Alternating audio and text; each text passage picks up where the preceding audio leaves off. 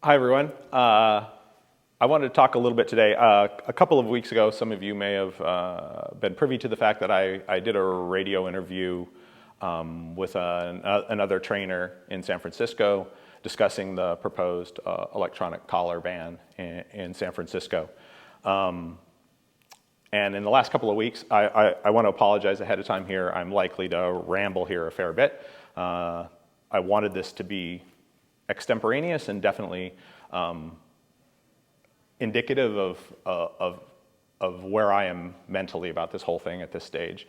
I've been talking to myself, thinking about, I've been taking in all the reaction since we did that interview from a lot of people that are highly supportive of the position that I took, and other people on the other side that are less supportive of the ideas that were there. And I've been trying to take that all on board and ask myself honestly how I feel. And I had a lot of unease after the discussion.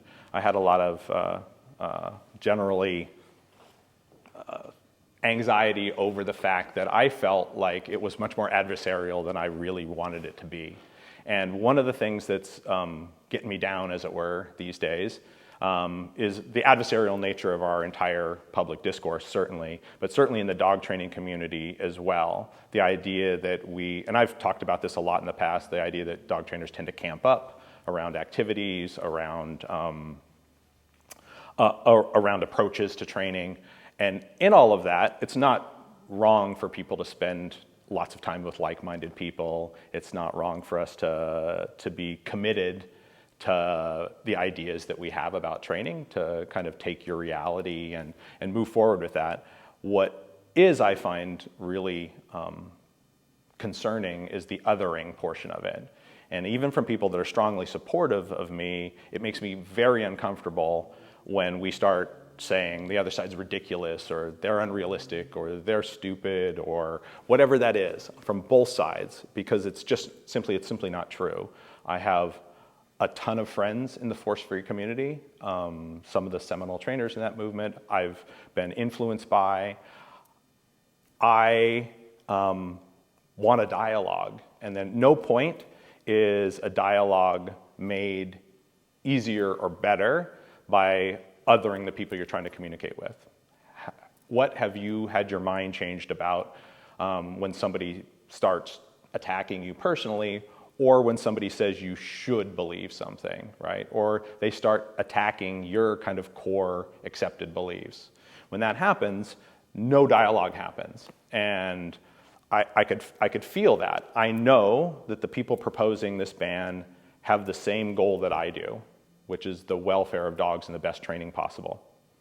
And if I accept that about the other side, if I accept that their motives are the same as my motives, right? That we want to make dogs' lives better, we want to understand dog training better, we want to move this all forward, then how do we talk to each other in a way that allows that to happen? My concerns are when you start legislating around any of that, you're forcing people's behavior. And I don't know anybody that changed their mind about something in a meaningful way when they were forced into it. The way we do it is by putting experiences, real life experiences, in front of people and letting them learn it, letting them feel it, like in their own reality. Somebody can tell me something, and intellectually that can make sense to me, but if I can't feel it, if I can't put my hands on it and see it in action, then do I know it? Do I know it to be true? And the only way that we can set up experiences where that's happening is if everyone opens up. They get rid of the othering, and we assume that we all have the same motives. We all are on the same page, heading for the same thing. We can argue about how we get there, right? And in my opinion, limiting options, because we're not certain. Like, none of us are certain about any of it. I've been doing this for 40 years, and I'm not certain about anything hardly, right? There's a lot of stuff that I believe, and there's a lot of stuff that I feel to be true. I continue to learn and grow and find out things and find out where I was wrong.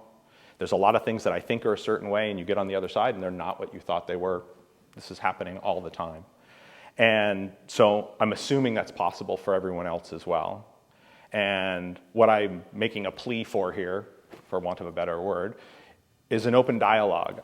I want to hang out with these people. And if I limit options, if we say, okay, we're going to ban this tool, we're going to say, we're going to vilify this, whether it's we're culturally shaming people into not exploring certain aspects of training, then we're stifling the possibilities.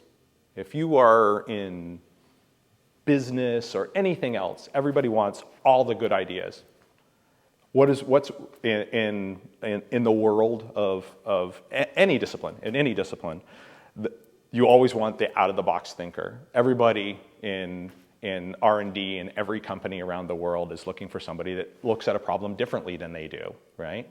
And so instead of making these kind of different attitudes about training or different camps a problem, something that shuts us off to someone, how about we truly listen to all the voices, right? But in the process of doing that, we can't take stuff off the table. It all has to be on the table. We have to have the ability. And I have firm internal beliefs that the tools we're talking about banning here have uses. They have incredible uses. And when they're used best, they're not used as a last resort, in my opinion, right? There's a lot of stuff about all the intricacies we can talk about, and in some other points here, I'm happy to talk about training principles and stuff. But this is really just a plea to the dog training community to lay off the othering, to really try to see it from their side. So if somebody's coming at this way and they believe it strongly, how come? Why? What do they see in that? What do they know that might serve us, right?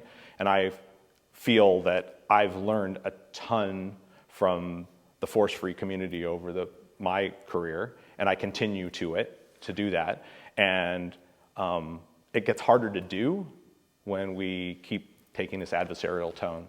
So moving forward, I'm going to try to the best of my ability to only engage in these conversations in a non-adversarial way. I don't want to come into it with the idea that I'm going to change someone's mind. I want to get into it where I can have an honest dialogue with people and find out what they really know and what they feel and take that on board in an open way. And I hope I can get the same back from people that believe differently than I am. And I think that's really the only way that we change this. It's by people growing intellectually and getting educated and staying open to possibilities outside your reality. So thanks for listening to me ramble, and I'll see all you guys soon. Thanks.